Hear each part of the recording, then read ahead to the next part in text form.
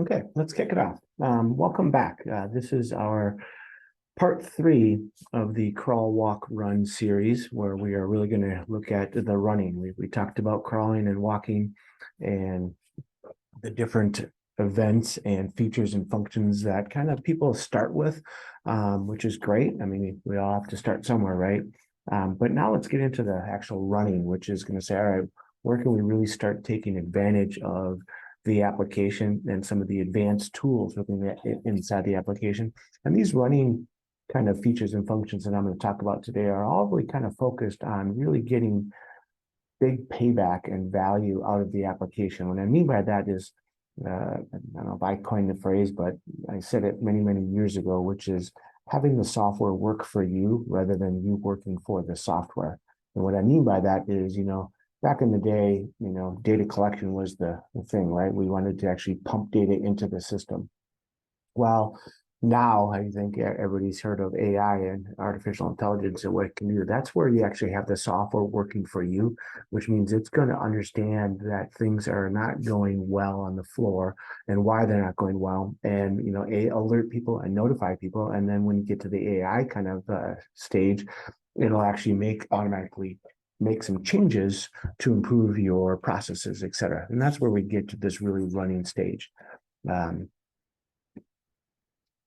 I think I clicked on the wrong thing here. There we go.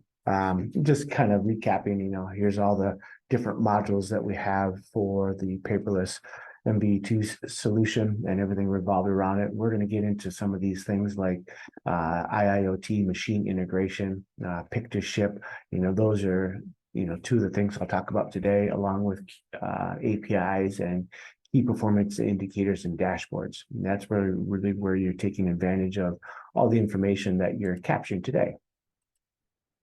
So, the recap is obviously the crawling and the walking, but now let's get into the running phase, right? And one of the two things that we've had for a long, long time is a quality application that has been integrated into our MES solution. And quality meaning integrated as far as saying that I can actually record quality types of tests and events, during the manufacturing process, or maybe during the purchase order receiving process, or maybe it's even a standalone where I'm just going to test a machine, or I'm going to have a probationary period for an employee, where you can set up a lot of different types of test plans, whether it be for your traditional items, right? Or maybe it's a machine, or maybe it's a person, or maybe it's a process, a 5S process or something like that.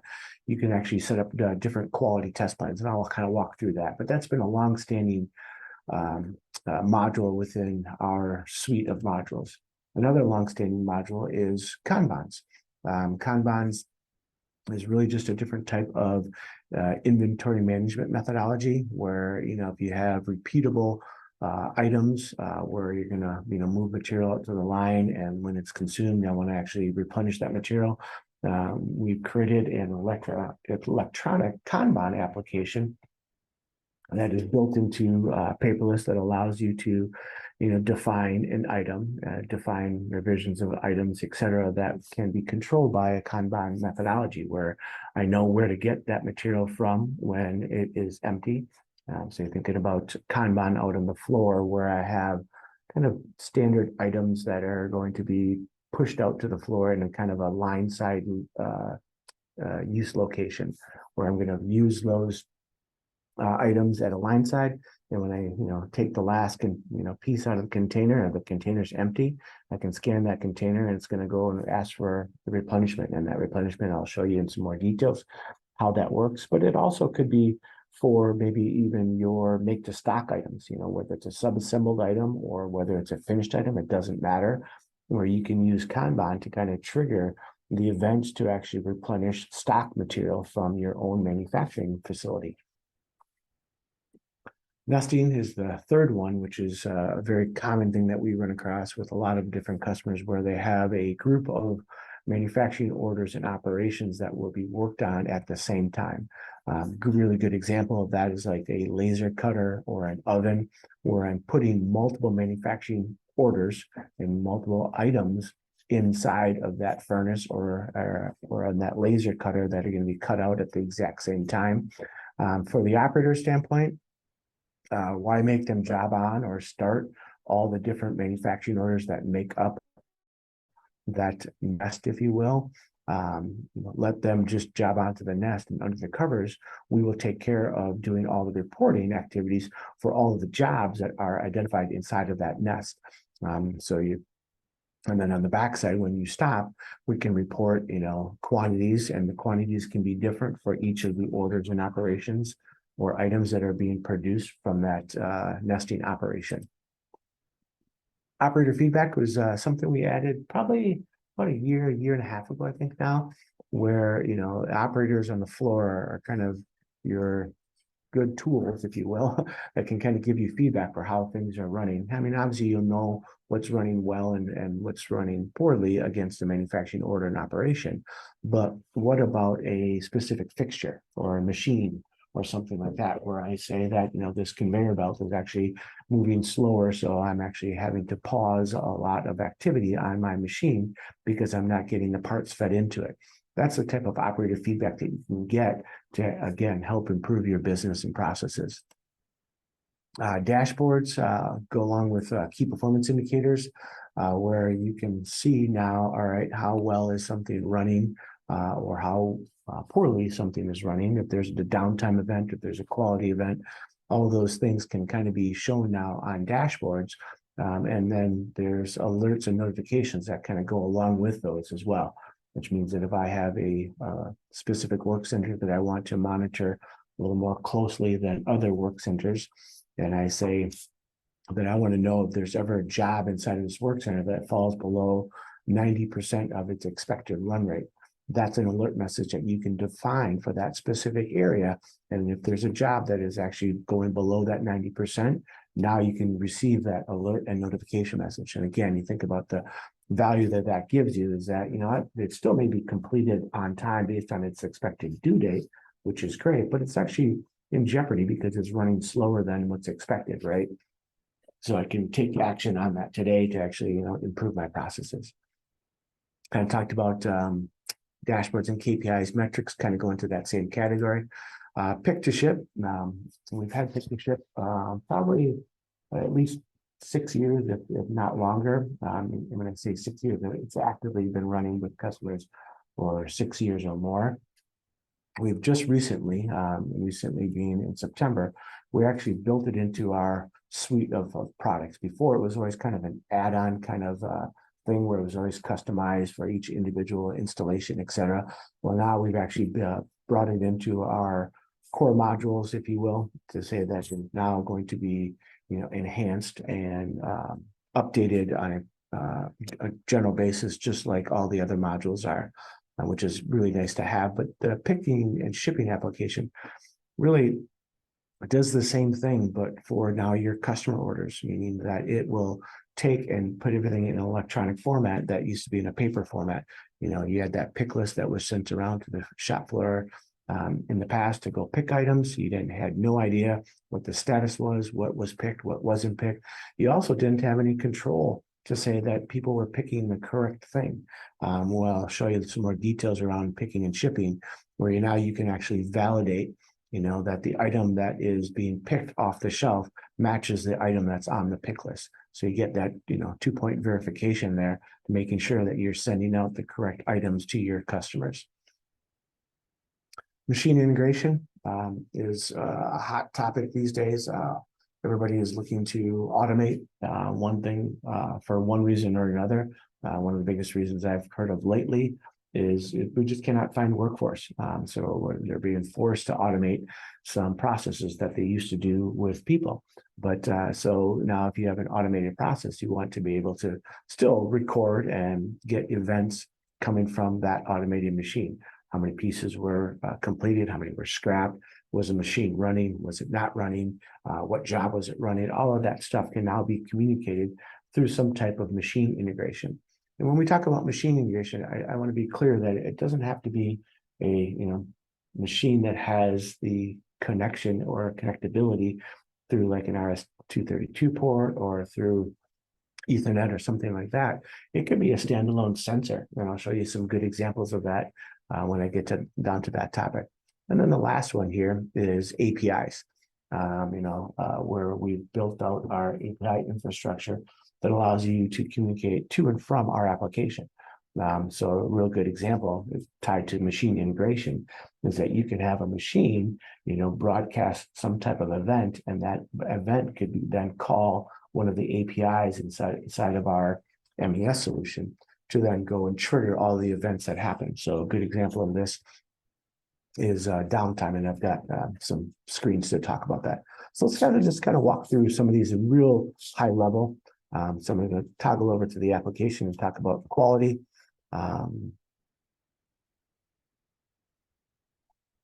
we go. So you should now be seeing my screen. And so I've got my MES solution up here, right? And quality is a separate tab on our list here, where I can actually work with control plans or work with non-conformance reports. And the control plans, like I said earlier, they can be tied to a lot of different things. They can be tied to a manufacturing order. They can be tied to a purchase order. They can be tied to just an item that is not a purchase order or a manufacturing order. And it can be an open test category. It can also for your machines, etc. So a good example of that is if I go to my Workcenter 3000, I have things set up here where I have different jobs that have test requirements and other jobs that don't. I have a little bit of a delay here, so I'll kind of fill it with words. The good thing about quality is that you build your own test plan, and your test plan can consist of a lot of different types of characteristics or tests, as we call them. Some can be your simple pass-fail type of test, yes, no, go, no go kind of situation. Others can be your variable types of tests, where I want to take a measurement and it's going to fall. Here's my target value with my upper and lower control specification limits, etc. And then you can also have a number of different tests. There's actually 12 different types of tests that you can create. Some of them actually going down to serial number control, batch lot control, maybe just open text format. A lot of different things can be seen. Apologies here for my screen that it's delaying on me for some reason. Oh, there we go. Not sure what's happening, but here's my manufacturing order control plans, etc. Where, again, I can, open these up and I can see a lot of different types of tests for single items or multiple items, manufactured, purchased, open test category, etc. And there's revision control here as well. So if you can see here for this one control plan, I've got 18 different revisions that are out there. So of course we're, making sure that we know what the expected result was compared to the actual result for that specific period of time. And then on this side, from a testing standpoint, you can see my test button appears here, and it's smart knowing that tests are associated with this item and order and operation or not.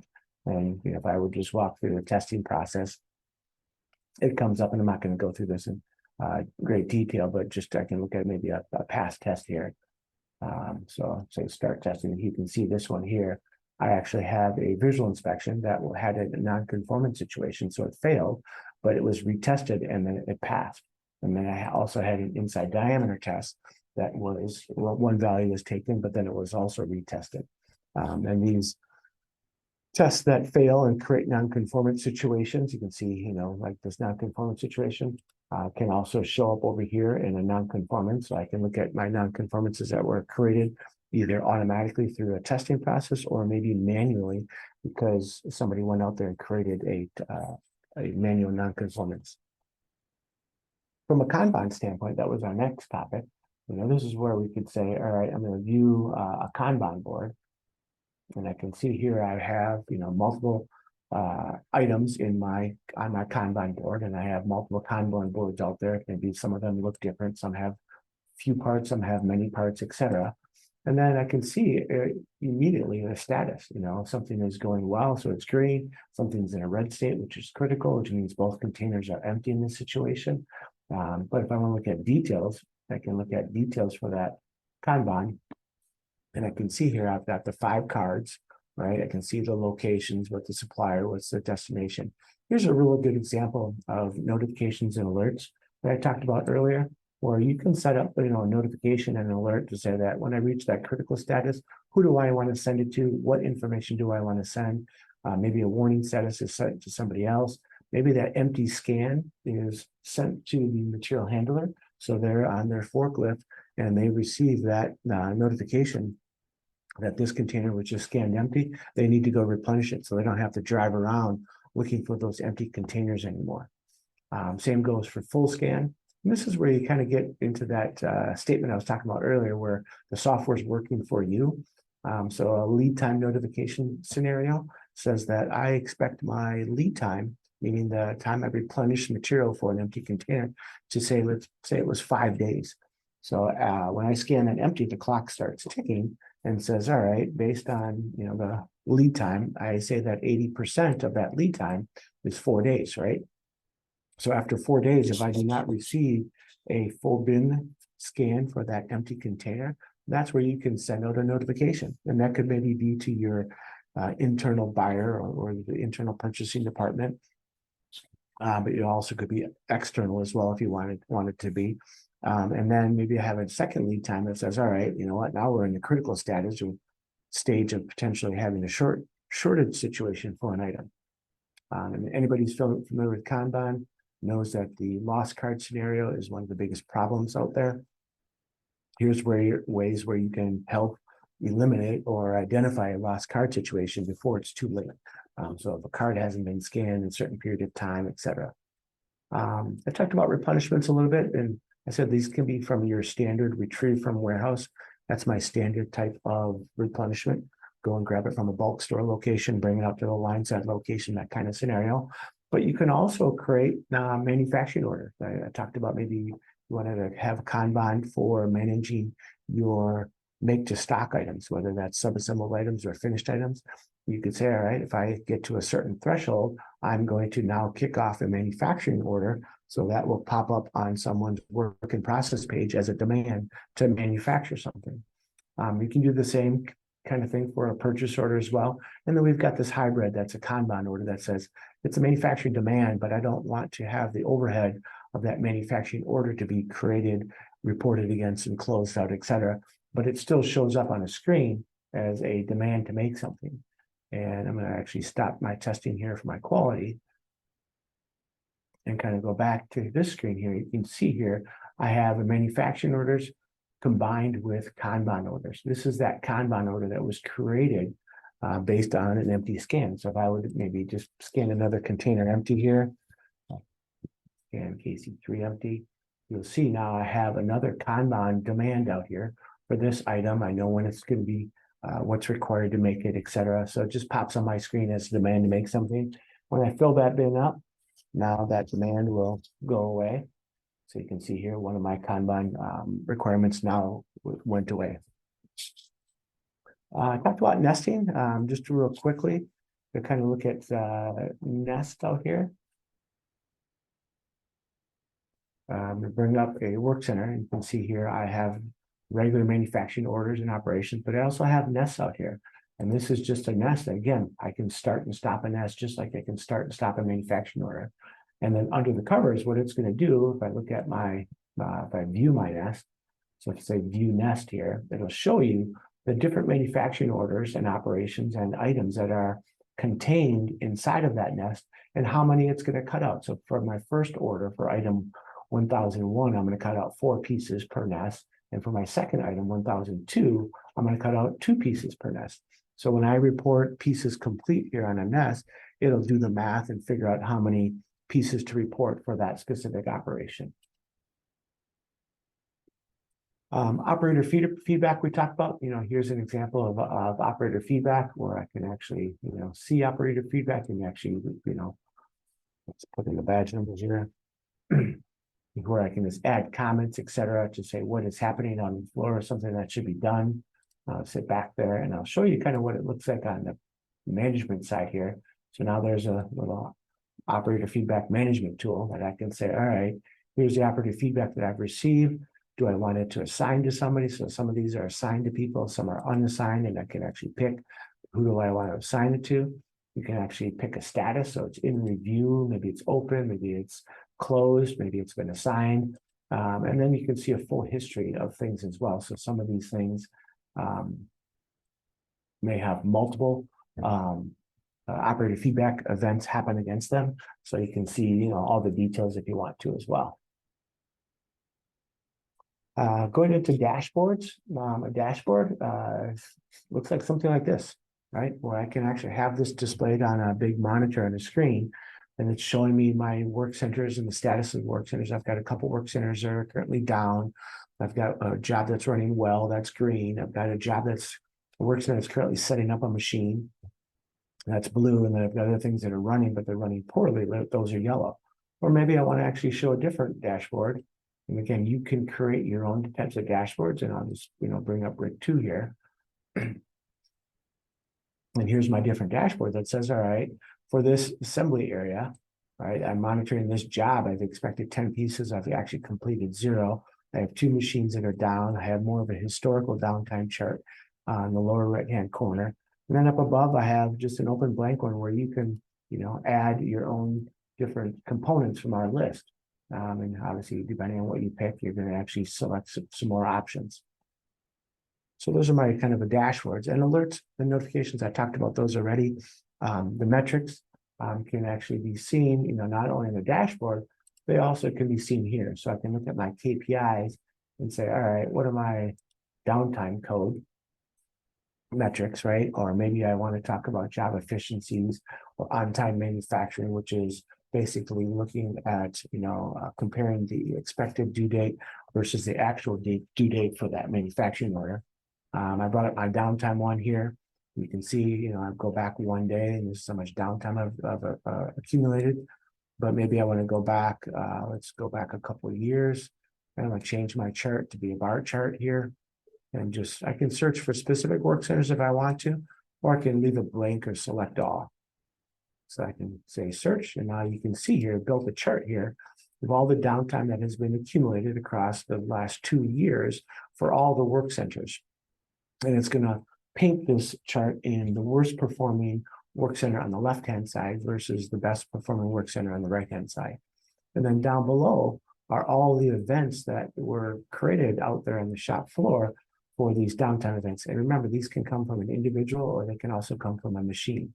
And if you want to, you can export these into some PDF file, etc. Or if you want to, you can also say that I'm going to, drill into the assembly 4 to say, why is this one going down more than any other one? So I drilled into assembly 4 and it built another chart for me that you can see here showing by code how much downtime has been accumulated for each code. So you can drill into say, all right, it's going down for D38 more than any other code, and D38 maybe is waiting on material or setup time or something like that. I'm talking about pick to ship.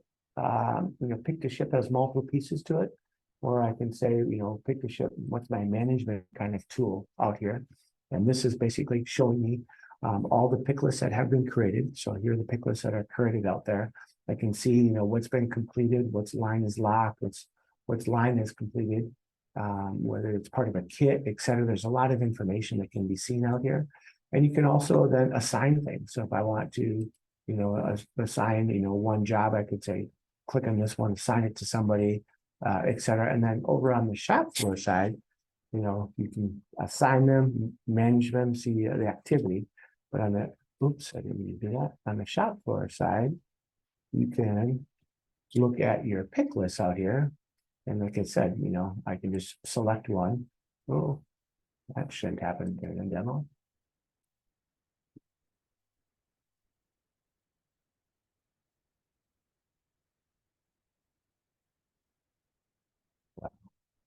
I apologize. There's always something happens, right? There we go. I just picked an item, and this is where the value comes back in, where you can help verify the item that is picked off the floor. You can scan it because you're going to have most likely a scanning gun. I can scan that item, and does it match the item that's on my pick list here? If so, it's going to let it go through. If it doesn't, it's going to obviously throw back an error to the user. And you can even force them to pick it from a certain location, making sure that your inventory accuracy is improved by making sure that what's being recorded on the floor is truly what's happening on the floor. And my last thing I was going to talk about is the machine integration. And kind of coming back to my PowerPoint here, is like machine integration. This is just an example of a machine where it's an old machine that we put an external sensor on it. It's counting the number of pieces of paper that fly into the machine. So we have one on the input, one on the output. Therefore, we obviously can understand how many good pieces are being manufactured, how many scrap pieces were created, the run rate that is going on. And then here's actually a view of that machine running with that counter. Again, this is just connected through an Ethernet port. And then we can obviously take that information and broadcast it against that job, or broadcast it to a large TV monitor on the wall, etc. Another example, and again, this is an external sensor. Here's a machine running.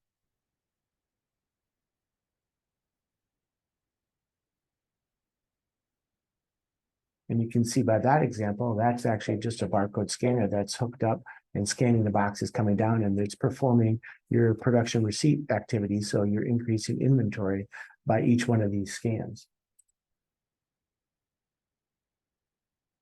And then my next screen is kind of just a high level of kind of view of what's happening, right? So you could have some type of machine, whether it's a sensor or it's actually a CNC machine like this is. Capturing the data can be done from a third-party application, can be done directly, because if that machine has the capability of pushing data, or custom, which means we can go grab information from that machine. And then the paperless will take that, and our machine level interface will take that information and figure out, what do you want done with it?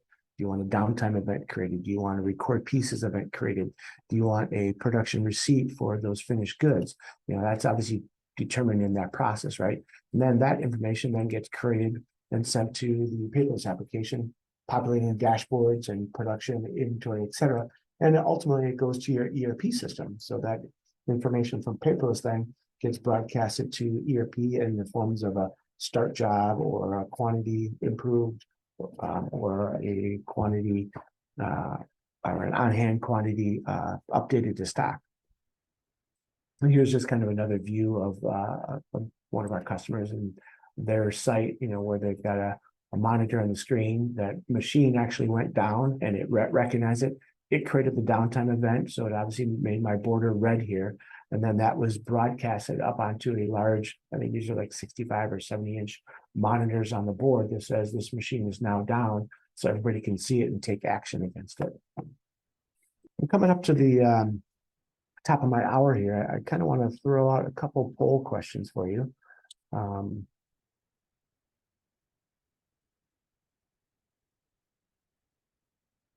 if there's any questions, please put them in the chat.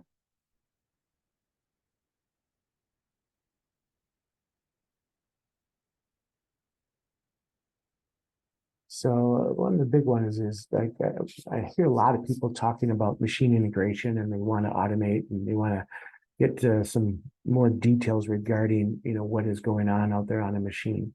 So it's a question that I always want to ask: are you guys on that journey as well? Do you have that need, that requirement to actually integrate two machines, whether it's a very old, outdated machine, or maybe it's a more recent machine that has capabilities automatically built into it? Again, that doesn't matter to us. So that was one of the questions I wanted to ask, and we got about 50% response so far. The majority of people, they do have plans to integrate to machines, which is great. And that poll question. And then I'm going to select another one.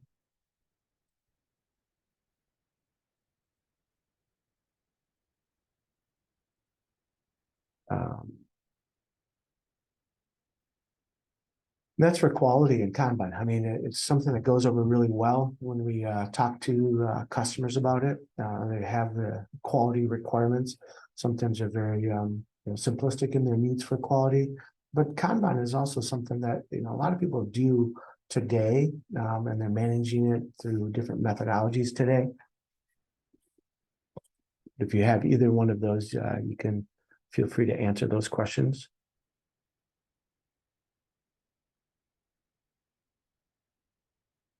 I'd say the majority of people here are answering yes to both. We got about 90% for quality and 60% for Kanban. And then my last poll question, and again, this gives you a chance to enter in questions or comments if you want to, is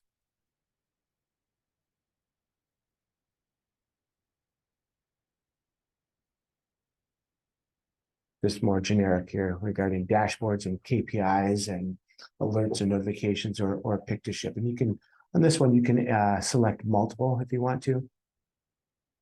So, you know, if the KPIs are important to you or dashboards are important to you, or if you have, you know, the needs for picking and shipping. You know, picking and shipping is kind of it's a black hole out there. And it's also, you know, one of the biggest things that we hear about from our customers is, you know, shipping the wrong parts, right? And there's ways we can actually help making sure you're shipping the correct parts to, you know, for that specific order. And then you can see the status of it. You can even assign picks to a specific person if you want to, or you don't have to. But now you can see the status that says, all right, this is a hot pick list. I want to make sure that it's being picked today, and how far along is it in its actually picking process. You can kind of track that through the entire process. Okay, with that, I know I've gone over a little bit here. I want to thank everybody for your time. If you do have additional questions, feel free to reach out to us at Paper-Less. We're more than happy to answer those. We're more than happy to have just a discussion with you regarding what your current issues or goals are, and see if we can help you out. Again, thank you for your time.